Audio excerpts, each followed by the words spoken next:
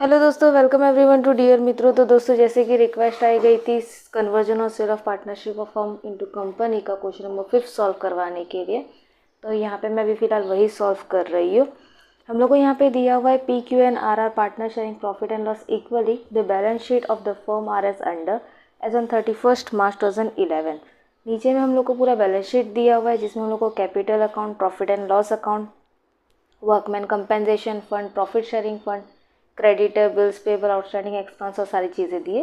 दूसरे साइड हम लोग को पूरा असेट्स दे दिया। ठीक है, हम लोग डायरेक्टली कंडीशंस पे जाएंगे। P Q and R company limited purchase all the real asset except bank and all the liability except bills payable, यानी सारे असेट्स परचेज कर रहे सिर्फ बैंक को छोड़ के, सारी लायबिलिटी परचेज कर रहे सिर्फ बिल्स पेबल को छोड़ के। ठीक है, फिर उसके बाद ये to pay 10% more for land and building, 25% more for furniture, 92,000 are to be paid for stock, other real asset are to be taken over at the book value. Okay, तो हम लोग यहाँ पे सबसे पहले शुरुआत करेंगे। शुरुआत में हम लोग क्या निकालते हैं, तो नेट एसेट्स निकालते।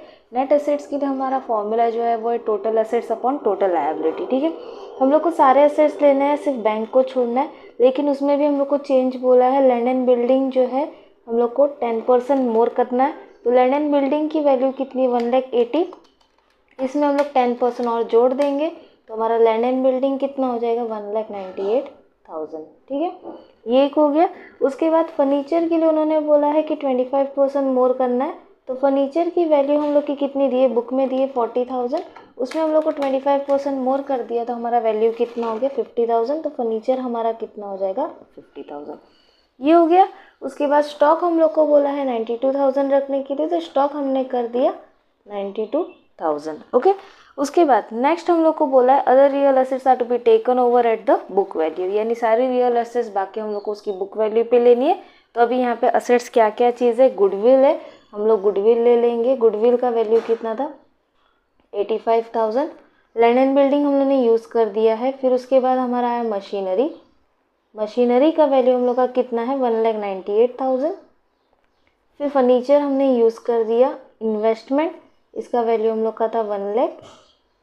फिर स्टॉक यूज़ कर लिया। डेटर का वैल्यू हम लोग का डायरेक्टली बाहर वाला हो जाएगा, यानी 80,000। बैड डेट वगैरह से हम लोग को कुछ लेना देना नहीं है, उसको डायरेक्टली वैल्यू ले लेंगे।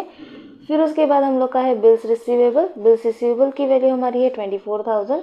अब आया बैंक। बैंक हम लोग को लेना नहीं क्योंकि हम लोग की कंडीशन ही है कि बैंक को छोड़ के बाकी सारे असेट्स ले लो। ठीक है, फिर हम लोग का बचा एडवर्टाइजमेंट सस्पेंस अकाउंट। ये इंटेंजिबल असेट रहता, फिक्टिशियस असेट रहता है, सॉरी। तो फिक्टिशियस असेट हम लोग टोटल असेट्स में कभी कैलकुलेट नहीं करते, इसके लिए इसको हम लोग को छोड़ देना है। अब दूसरे साइड हम लोग का है लायबिलिटी।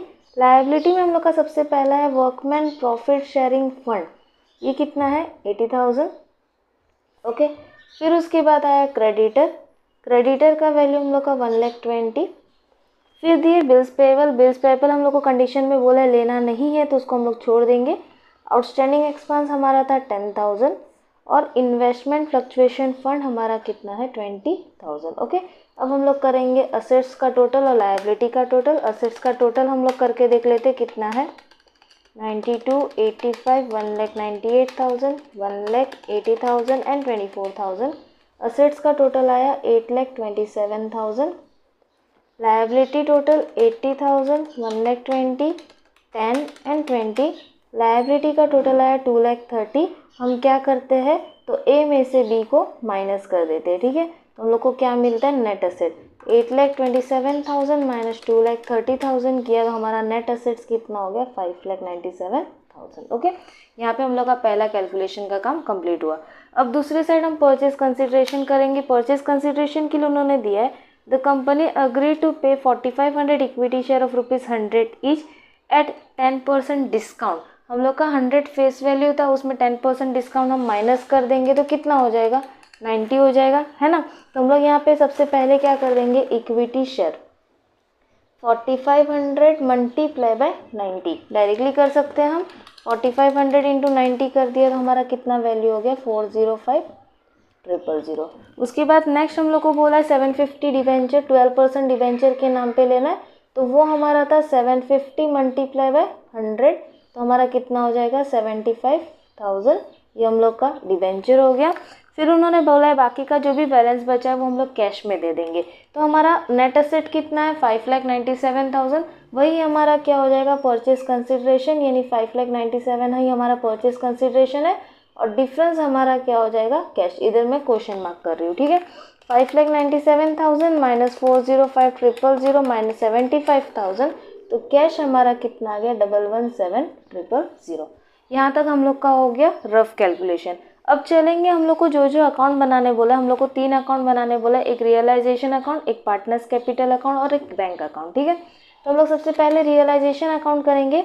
रियलाइजेशन अकाउंट में हम लोग को सबसे पहले ये याद रखना कि जो भी बैलेंस है वो सब ओल्ड बैलेंस ही लेना है, न्यू बैलेंस नहीं लेना। आपको ये एग्जाम में भी काम आएगा। रियलाइजेशन में जब भी हम लोग अकाउंट बनाते हैं तो हम लोग ओल्ड बैलेंस में ही करते हैं, ठीक है।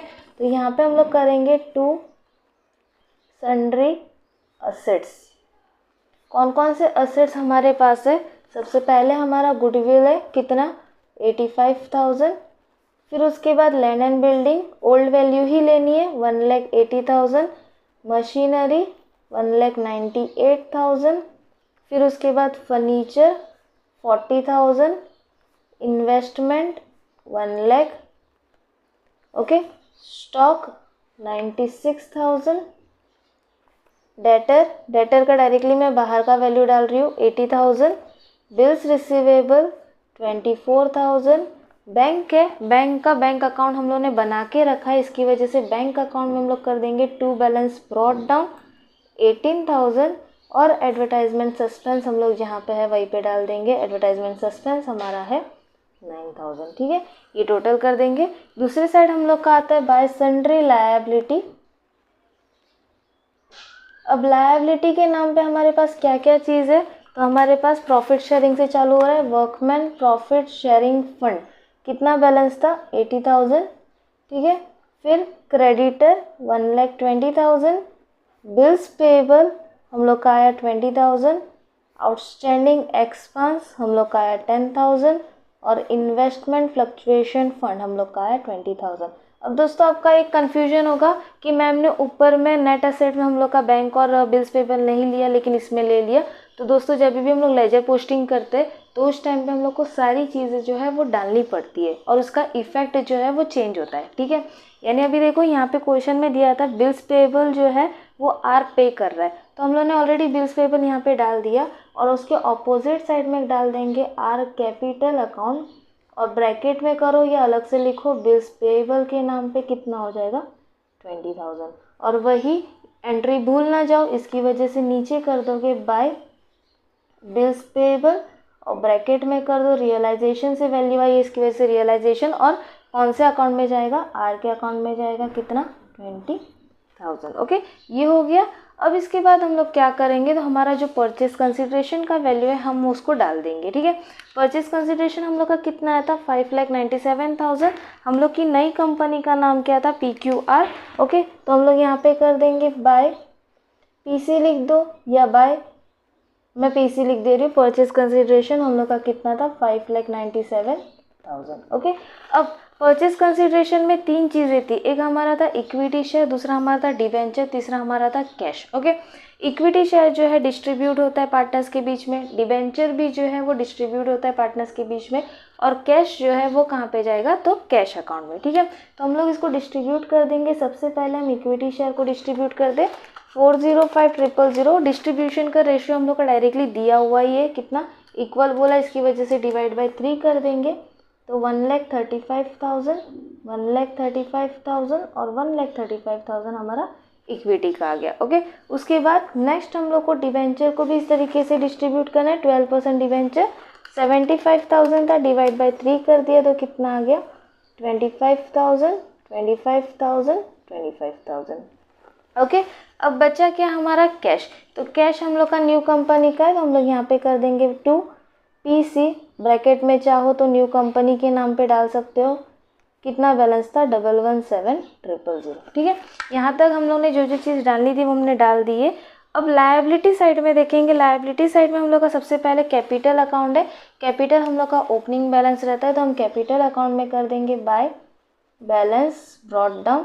हम लोग का कितना बैलेंस था 1,80,000, 1,60,000 और 1,50,000। यहाँ पे मेरे को थोड़ी सी स्पेस कम पड़ रही है, इसके लिए मैं एडजस्ट कर रही हूँ, आप अपने हिसाब से लिख सकते हो, ठीक है।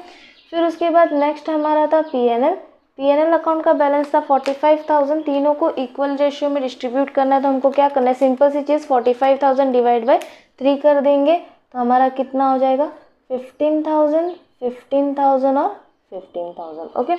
फिर उसके बाद आया प्रॉफिट शेयरिंग फंड। तो प्रॉफिट शेयरिंग फंड को भी वर्कमैन कंपेंसेशन फंड है, वर्कमैन कंपेंसेशन फंड को भी हम लोग इसी तरीके से डिस्ट्रीब्यूट करेंगे, 45,000 डिवाइड बाय 3 कर देंगे, तो हमारा आएगा 15,000, 15,000, 15,000, ठीक है, हो गया।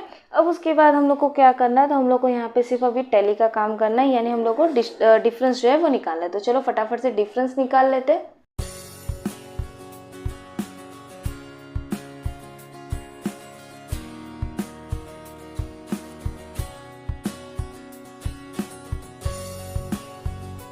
तो दोस्तों यहाँ पे मैंने अभी क्या किया है, तो यहाँ पे हम लोगों ने डिफरेंस निकाल दिया। सबसे पहले मेरा रियलाइजेशन प्रॉफिट आया था 15,000, मेरे को स्पेस नहीं मिल रही थी, इसके लिए मैंने यहाँ पे छोटा सा एडजस्ट किया, आपको मिल जाएगी तो आप एडजस्ट कर देना।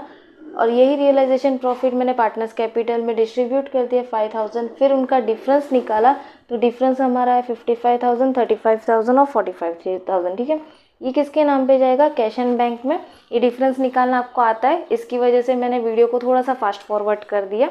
अब ये कैश एंड बैंक को हम लोग को कहाँ करना है, तो हम लोग कैश एंड बैंक में कर देंगे piece capital account 55,000, Q capital account 35,000 और लास्ट हम लोग का था आर कैपिटल अकाउंट 45,000। जैसे कि मैं आप सभी को अभी तक वीडियोस में यही बोलती हूँ कि जब भी हम लोग ये रियलाइजेशन वाला काम करते हैं तो हम लोग का कैश एंड बैंक जो है वो टैली हो जाना चाहिए। तो हम देखते हैं हमारा कैश एंड बैंक टैली हो रहा है कि नहीं। सबसे पहले मैं क्रेडिट साइड का टोटल कर रही हूँ, 55,000, 35,000 और 45,000। टोटल हमारा है 1,35,000। यही टोटल हमारा इधर भी आना चाहिए, 18,117,000 आ गया, यानी हमारा आंसर जो है वो करेक्ट है। जब हम लोग का कैश एंड बैंक टैली हो जाएगा तो हम लोग को इनडायरेक्टली पता चली जाएगा कि हमने जो भी सोल्यूशन किया है वो सही किया है। तो दोस्तों यहाँ पे हमारा ये वीडियो कंप्लीट हुआ।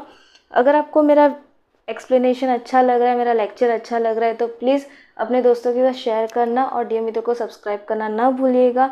कमेंट सेक्शन में ज़रूर बताइएगा कि हमारा लेक्चर किस तरीके से आपको काम आ रहा है, आपको हेल्पफुल हो रहा है कि नहीं, वो भी ज़रूर बताइएगा, ताकि इसी तरीके से हम मोटिवेट होकर आपके लिए वीडियोज़ बनाते रहें।